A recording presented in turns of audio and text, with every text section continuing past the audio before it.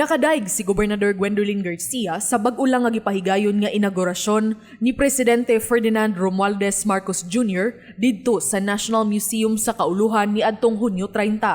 Usa si Governor Gwen sa mga pinasidunggang bisita ug saksi sa maong makasaysayan ng okasyon. That was such a dignified and stately inauguration that made me proud to be a Filipino. I know that the eyes of the world were watching the entire ceremony, no?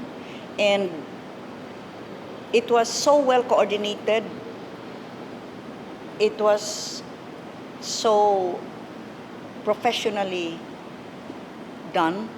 And BBM's speech was one of the best speeches that I ever heard from a president. Si Garcia natandog usab sa mga plano ni Marcos aron masulbad ang mga hagit o kalisdanan nga giagian sa nasod tungod sa pandemya. Ang gobernador saksi usab sa pagpanumpa sa iyang anak ug karon mauna ang kalihim sa turismo nga si Secretary Cristina Garcia Frasco. I thank the president for his trust in my daughter in Cebu. Gipili gyud nga, you know, as a mother I am proud that she is Secretary of Tourism, but as a governor of Cebu I am even more proud that the Secretary of Tourism is a Cebuana from Cebu. It's a recognition of what we have achieved here in Cebu in terms of tourism initiatives. Paula Mendoza, Balita sa Subo.